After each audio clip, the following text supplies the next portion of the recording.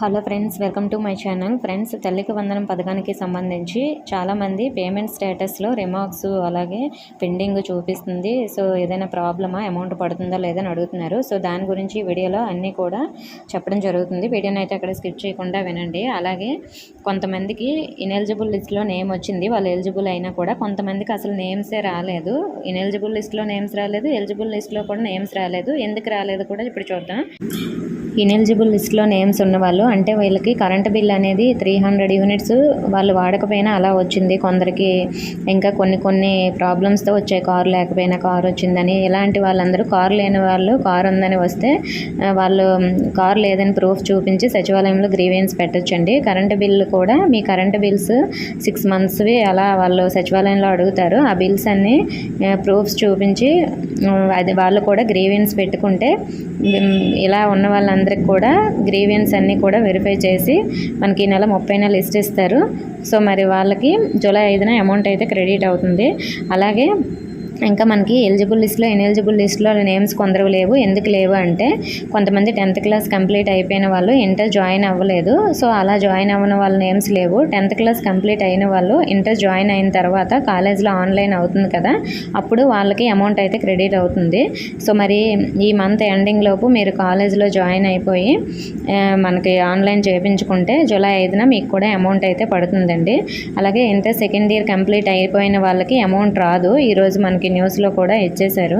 ఎందుకంటే వీళ్ళు BTech join అవుతారు లేదంటే డిగ్రీ జాయిన్ అవుతారు కాబట్టి వీళ్ళకి ఫీజు రియంబర్స్మెంట్ వస్తుంది. కాబట్టి మనకి 2025-26 అకాడమిక్ ఇయర్కి మాత్రమే రిలీజ్ చేశారండి. లాస్ట్ ఇయర్ అమౌంట్ రిలీజ్ చేయలేదు. లాస్ట్ ఇయర్ అమౌంట్ అసలు వేయరు మరి ఇంకా, ఎందుకంటే మనకి ఇప్పుడు మాత్రమే ప్రారంభమైనట్లు కంటిన్యూ చేయట్లేదు కదా. అమ్మఒడి పథకాన్ని తల్లికి వందనంలా మార్చేసి వాళ్ళు చేంజ్ చేశారు కాబట్టి ఇప్పటి నుంచి స్టార్ట్ చేశారు. కాబట్టి ఇప్పటి నుంచి ఎవరైతే చదువుతున్నారో ఆల్రెడీ జాయిన్ అయ్యారో వాళ్ళకి మాత్రమే పడతాయి. ఇంటర్ బీటెక్ వాళ్ళకి ఇంటర్ కంప్లీట్ అయిపోయి బీటెక్ జాయిన్ అవుతామన్న వాళ్ళకి ఎవరికి పడవు. అలాగే 10th క్లాసు అయిపోయిన తర్వాత ట్రిపుల్ అయినా డిప్లొమాలో జాయిన్ అయినా వీళ్ళందరికీ కూడా ఈ అమౌంట్ అయితే క్రెడిట్ చేయరు. వీళ్ళకి కూడా ఫీజు రియంబర్స్మెంట్ వస్తుంది కాబట్టి.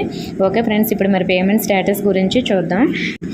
ఫ్రెండ్స్, మనకి పేమెంట్ స్టేటస్ అనేది మార్నింగ్ అయితే చెక్ చేసేటప్పుడు మనకి వీడియోలో నేను చూపిస్తున్నాను చూడండి. ఈ విధంగా అయితే మనకి ఉండేది. అంటే ఓన్లీ మనకి పేమెంట్ స్టేటస్ దగ్గర స్టేటస్ రిమార్క్స్ మాత్రమే ఉండేవి. ఇలా ఎంటీగానే ఉండేవండి. సో ఇలా ఎంటీగా ఉంటే మీరు ఏం కంగారు పడాల్సిన అవసరం లేదు. సో ఎంటీగా లేకుండా అక్కడ మనకి కిందని స్టేటస్ కింద ఏమైనా వస్తే అది కామెంట్ అయితే చేయండి. కానీ ఇప్పుడు స్టేటస్ చూసుకుంటే మళ్ళీ దానికి చేంజ్ అయ్యిందండి మార్నింగ్కి ఇప్పటికి. సో ఇప్పుడు కొంతమందికి పేమెంట్ స్టేటస్ దగ్గర పెండింగ్ అని చూపిస్తుందని చెప్తున్నారు. సో అలా పెండింగ్ ఉంటే అమౌంట్ పడుతుందంటే ఖచ్చితంగా పడుతుంది. అంటే మీకు అమౌంట్ అయితే ప్రాసెస్లో ఉంది, పెండింగ్లో ఉంటుంది. సో మీ అకౌంట్లో వచ్చిన తర్వాత అక్కడ పెండింగ్ పోయి ఏ అకౌంట్లో పడిందో అప్డేట్ అయితే అవుతుంది. సో పెండింగ్ అని ఉంటే ఎవరు కంగారు పడకండి.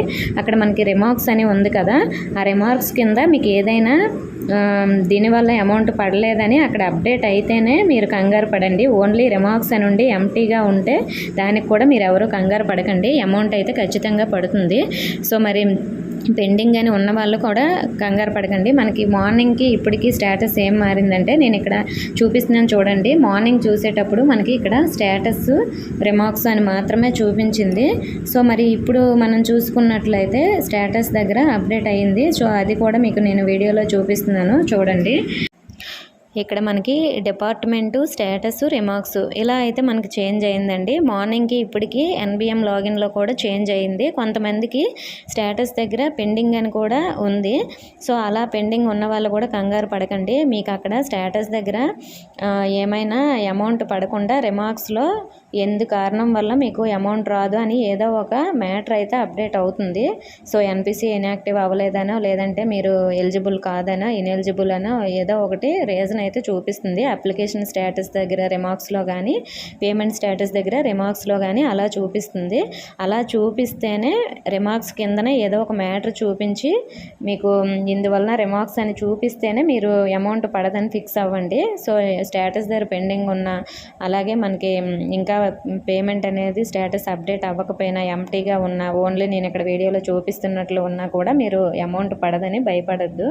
సో ఎలా ఉన్నా కూడా మీకు అమౌంట్ అయితే పడుతుంది. సో ఎలిజిబుల్ లిస్ట్లో ఉన్న వాళ్ళందరికీ కూడా తప్పకుండా అమౌంట్ పడుతుంది. సో అందరికీ మనకి ఈరోజే పడిపోతుందని చెప్పలేము. ఒక 2-3 డేస్ అవ్వచ్చు. ఈరోజు కొంతమందికి పడవచ్చు, రేపు కొంతమందికి పడవచ్చు, ఒక్కొక్కరికి ఒక్కొక్క టైంలో కూడా పడవచ్చండి.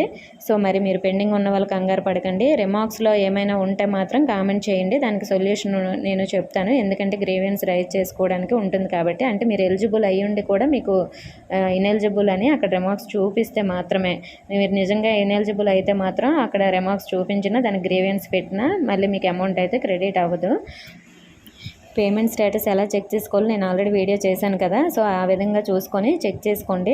సో మరి ఎస్సీ స్టూడెంట్స్కి మాత్రం స్టూడెంట్ అకౌంట్లోనే పడతాయి. నేను ఆల్రెడీ దాని గురించి కూడా వీడియో చేశాను. సో మరి ఇంకా మీకు అమౌంట్ పడినట్లయితే తప్పకుండా కింద కామెంట్ చేయండి. పేమెంట్ స్టేటస్ మీకు ఏమైనా అప్డేట్ అయ్యి అమౌంట్ పడుతున్నట్లు ఏదైనా అప్డేట్ అయితే మాత్రం అది కూడా కామెంట్ చేయండి. ఇన్ఫర్మేషన్ ఇస్తే వీడియోని తప్పకుండా లైక్ చేసి మీ ఫ్రెండ్స్కి కూడా షేర్ చేయండి. కొత్తగా మన ఛానల్ చూస్తున్న వారు సబ్స్క్రైబ్ చేసుకొని థ్యాంక్ యూ ఫర్ వాచింగ్.